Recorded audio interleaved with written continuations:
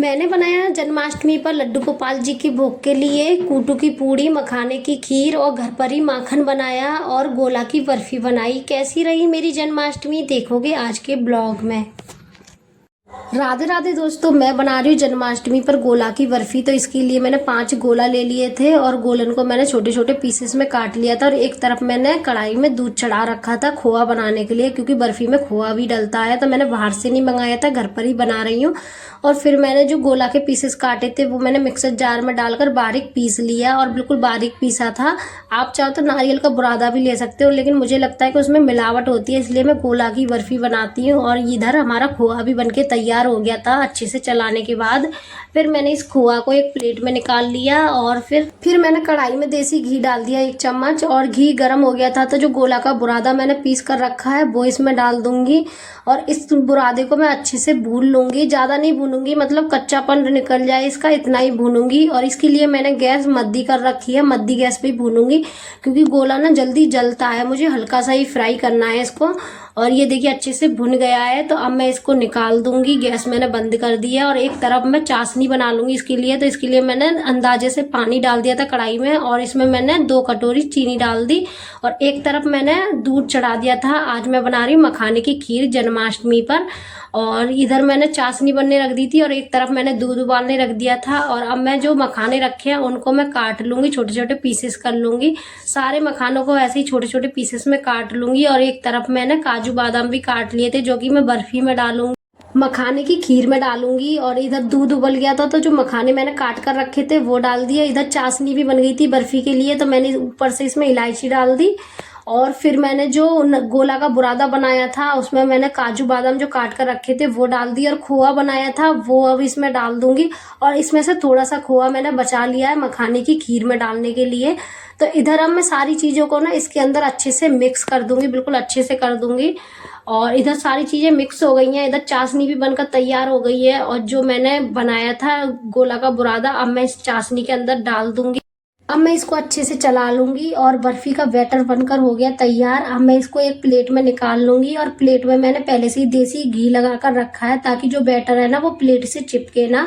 अब मैं सारा बैटर ऐसे ही निकाल कर प्लेट में अच्छे से जमा दूंगी और बिल्कुल चम्मच की मदद से ना बिल्कुल प्लेन शेप कर दूंगी।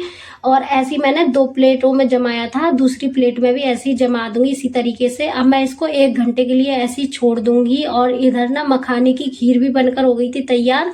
तो मैंने खीर में ना इलायची डाल दी और उसके बाद मैंने जो काजू बादाम काट कर रखे थे वो इसमें डाल दिए। और फिर मैंने जो गोला का बुरादा मैंने थोड़ा सा बचा लिया था वो इसमें डाल दिया है। जो गोला का बुरादा डालने से मखाने की खीर का और ज्यादा टेस्ट बढ़ जाता है, तो मैं हमेशा गोला का बुरादा जरूर डालती हूँ मखाने की खीर में। इधर जो मैंने खोआ बनाकर रखा था वो इसमें डाल दूंगी और मखाने की खीर बनकर हो गई है तैयार। 3 बज रहे थे, 3 बजे मखाने की खीर भी बनके तैयार हो गई थी और गोला की बर्फी बनके तैयार हो गई। अब मैं बना लूंगी माखन, जो लड्डू गोपाल जी का सबसे ज्यादा प्रिय भोग है, माखन मिश्री। और ये मैंने 15 दिन की मलाई जमा कर रखी थी और थोड़ी देर इसको चलाने के बाद माखन आराम से निकल गया। और सारा माखन मैंने ऐसे करके निकाल लिया लड्डू गोपाल जी के लिए, जो कि उनका सबसे ज्यादा प्रिय भोग है माखन मिश्री। और अब मैं बना लूंगी कूटू की पूड़ी। और ये कूटू की पूड़ी मैं अपने लिए बना रही थी, क्योंकि मेरा था जन्माष्टमी का व्रत। और जन्माष्टमी के व्रत पर हमारे यहाँ पर रोटी सब्जी नहीं खाई जाती है, जो व्रत का खाना होता है बस वही खाया जाता है। तो इन कूटू की पूड़ी को ना मैं हाथों से बेल रही थी, मेरे से नहीं, ये चकला से बिल्कुल भी नहीं बेलती है, टूट जाती है। तो मैं हाथों से बेल रही थी, मुझे ना हाथों से बेलना इसको बहुत ज्यादा आसान लगता है। और इधर ना तेल अच्छे से गर्म हो गया था। वैसे ये तेल नहीं है, रिफाइंड है, क्योंकि व्रत में ना तेल खाते नहीं है, तो ये रिफाइंड है। अच्छे से गर्म हो गया था तो मैंने पूड़ी इसमें डाल दी और अच्छे से ये सिक गई थी। और इधर हमारी बर्फी भी जमकर तैयार हो गई थी, अच्छे से जम गई थी। अब मैं इसको चाकू की मदद से अच्छे से छोटे छोटे पीसेस में काट लूंगी बर्फी को। सही बताऊं तो मुझे ना इसमें अच्छे से काटना नहीं आता, मुझे अंदर से डर भी लग रहा था, पता नहीं कैसे कटी है। और थोड़े बड़े बड़े पीसेस भी हो गए थे, जबकि मुझे छोटे छोटे पीसेस काटने थे। और ये देखिए बर्फी कितनी अच्छे से जमकर तैयार हो गई है। और इधर खाना बन गया है, लड्डू गोपाल जी का भोग भी तैयार हो गया है।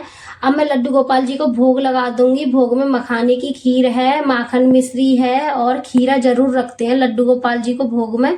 और इधर मैंने जो लड्डू गोपाल जी को लड्डू बनाए थे और बर्फी, ये सब चीज़ों का भोग लगा दिया लड्डू गोपाल जी को। और इधर मैंने अपने लिए भी थाली तैयार कर ली थी। तो इसमें मखाने की खीर और ये मैंने दही बल्ले भी बनाए थे और साथ में बर्फी थी और आलू की सब्जी थी और कूटू की पूड़ी थी। राधे राधे।